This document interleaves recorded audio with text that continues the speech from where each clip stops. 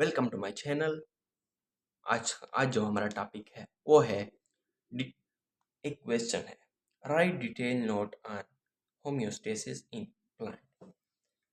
Plant में homeostasis detail में बयान करें। तो आप लोगों को पता होना चाहिए कि दो तरह के होम्योस्टेसिस प्लांट में होते हैं। पहला ऑस्मोरेगुलेशन और तीसरा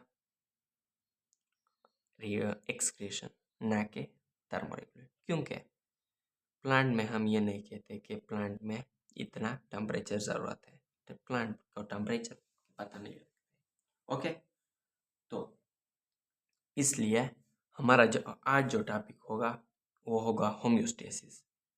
होम्योस्टेसिस होम्योस्टेसिस हम डिटेल में पढ़ेंगे और होम्योस्टेसिस में अंदर हम ऑस्मोरेगुलेशन एंड एक्सक्रीशन में कोशिश करूँगा कि एक्सक्रीशन को भी पढ़ूंगा, क्योंकि ऑस्मोरेगुलेशन में मैं होम्योस्टेसिस को डिटेल में पढ़ूंगा, उसके बाद ऑस्मोरेगुलेशन, उसके बाद मेसोफाइट, उसके बाद हाइड्रोफाइट, जीरोफाइट, हेलोफाइट, ये सब कुछ पढ़ूंगा। तो अगर टाइम निकला तो हम एक्सक्रीशन को भी पढ़ेंगे, अगर नहीं निकला तो हम कभी किधर जाता होता नहीं है और पढ़ेंगे नेक्स्ट टॉपिक में।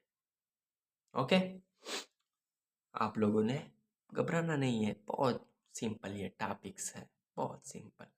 अगर मैंने आप लोगों को ये सिंपल बताया तो आप ये सिंपल होगा, क्योंकि मैं भी एक स्टूडेंट हूँ, ना कि टीचर। मैं आप लोगों को दोस्तों की तरह समझाऊंगा। अब हम दोनों मिल तो नहीं सकते फिजिकली, तो हम लोग ऑनलाइन मिलते हैं। तो ऑनलाइन के लिए, इस बाई के लिए एक लाइक तो बनता है ना। तो होम्योस्टेसिस हम लोगों ने पढ़ा था थोड़ा सा, लेकिन आज फिर हम पढ़ेंगे कि होम्योस्टेसिस क्या है। Homeostasis, the maintenance of what the maintenance of internal environment environment constant is called, okay, the maintenance of internal environment is constant is called homeostasis.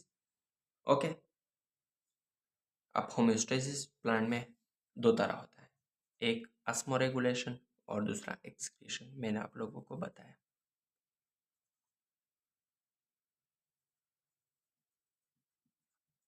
और दूसरा एक्सक्रीशन।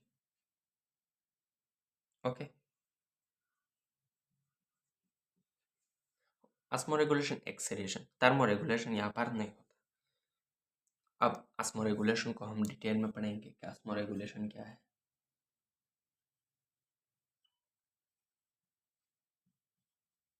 ओके, ऑस्मोरेगुलेशन क्या है? ऑस्मोरेगुलेशन मतलब मैंने आप लोगों को बताया था कि ऑस्मो मीन्स वाटर और इसका मतलब है मेंटेनेंस या constant in environment, internal environment. Okay, तो हम डिफिनेशन फिर लिखेंगे, the ability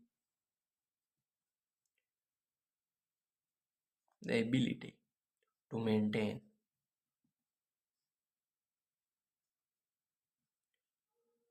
water water in water and solute। The solute भी आया है word, solutes in internal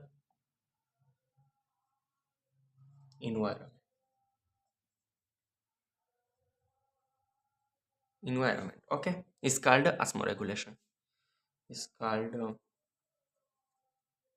osmoregulation। okay, osmoregulation। अब osmoregulation 4 टाइप्स में तकसीम है। Okay, it is divide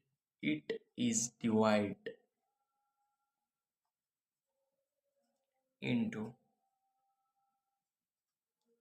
4 different types। और ये जब तकसीम भी होगा, इसके मेन बेस भी होगा, जिस बेस पर वो तकसीम है वो बेस भी होगा, तो वो बेस है इसके on the basis of water absorption. Water absorption कि वो कितना वाटर उसको चाहिए वो एब्जॉर्ब करते हैं, इसके इसके बदले या इस पर, ये उसकी मेन रीजन है कि वो डिवाइड है, जिसमें पहला है मीसोफाइट। Okay, मीसोफाइट।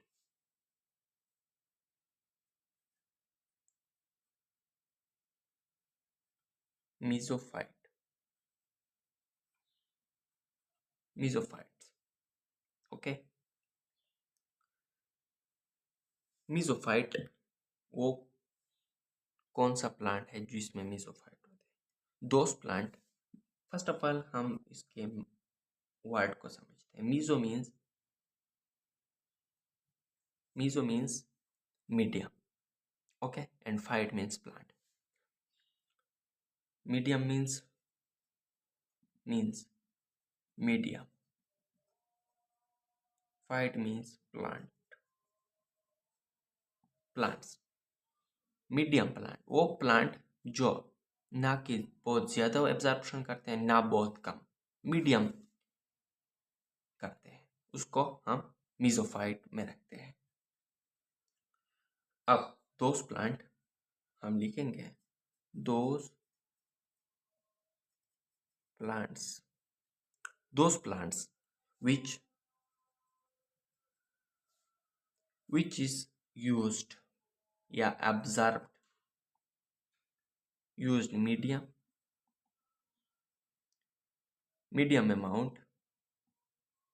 level amount of water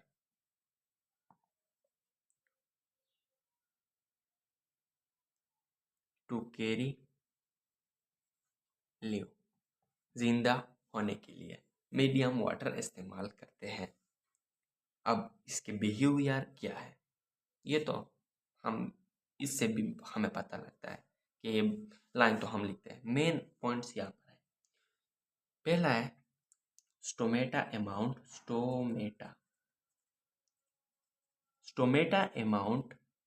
amounts are medium. Okay, stomata amount जो है ना वो मीडियम होगा, ना ज़्यादा होगा बहुत ज़्यादा स्टोमेटा, ना बहुत कम स्टोमेटा। ओके, अगर बहुत ज़्यादा होता स्टोमेटा तो वाटर रिलीज बहुत ज़्यादा होते, अगर बहुत कम होता तो वाटर कम होते, इसलिए मीडियम है और ये medium amount of water absorb भी करते हैं, यूज्ड भी करते हैं। Okay, roots are very long and not very short. Roots are not very long, not very long or not very short. It means roots are medium.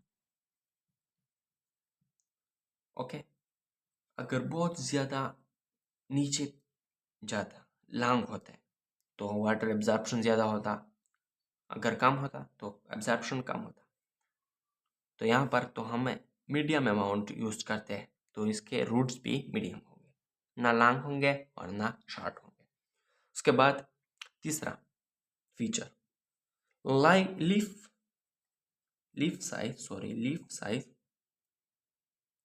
Leaf are medium. Leaf भी इसकी medium हो गए। क्यों? क्योंकि leaf पर क्या होते हैं? स्टोमेटा होते हैं। अगर लीफ इसके बड़े होते, फॉर एग्जाम्पल ये लीफ है, और ये मीडियम है, ओके, ये मीडियम है, okay,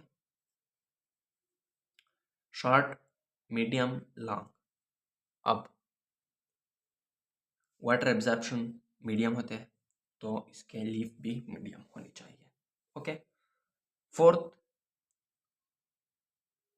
their transpiration rate process are medium, not slow not fast। Transpiration मतलब वाटर रिमूवल, ओके, ये भी कम होगा, they are transpiration process is medium. Medium means is यहाँ पर not slow not fast. Okay, यहाँ पर मीडियम का मतलब यह है। इसके बाद hydrophyte. Hydrophyte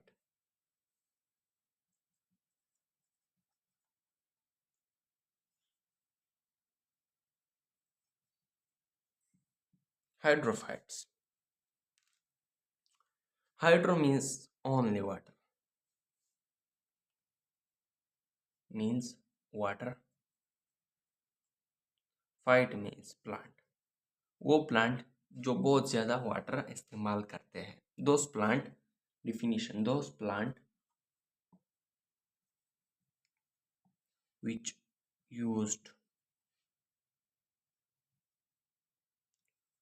used maximum amount या large amount of water, used water in large amount, okay, या मैक्सिमम अमाउंट। ओके, कैरेक्टरिस्टिक की क्या है, इसके फीचर क्या है? Stomata amount is very large, stomata amount large. आप लोगों को चाहिए कि मैं जो बोलता हूँ वो आप लिखे, ना कि यहाँ पर। मैंने अब यहाँ पर बोला कि stomata amount are very large, और यहाँ लिखा क्या? Stomata amount large. ओके, इसमें डिफरेंस है। नंबर 2, रूट आर लॉन्ग या very long. Okay, long, sorry, जब पानी ज़्यादा हो तो रूट आर वेरी शॉर्ट, ये बहुत शॉर्ट हो गया, क्योंकि उसको पानी की ज़रूरत भी नहीं इतनी हो गई, क्यों? ओके,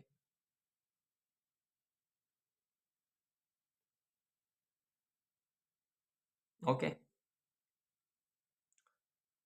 वो ये प्लांट जो है ना, ये इस तरह ज़्यादा पानी, ये नाले के इस तरफ या पानी मौजूद जो डैम होते हैं उसमें होते हैं, ये इसके लिए इतना ज़रूरी नहीं है। Okay, okay. Third, leaf size large. Okay, जो कि ट्रांसपायरेशन या वाटर इन्वॉल्व ज़्यादा हो। Transpiration process is very fast. Okay, क्योंकि पानी आती है और रिमूव भी हो जाती है, आर वेरी फास्ट। तो आज तक यह काफ़ी है। मैंने तो सोचा था कि एक्सक्रीशन भी पढ़ूंगा, लेकिन एक्सक्रीशन तो खुद क्यों कि ज़ीरोफाइट और हेलोफाइट भी बगाया हो गया। आज तक यही काफ़ी है। इंशाल्लाह अगले टॉपिक में हम ज़ीरोफाइट, हेलोफाइट एंड एक्सक्रीशन एक साथ पढ़ेंगे। Thank you very much. अल्लाह हाफ़िज़।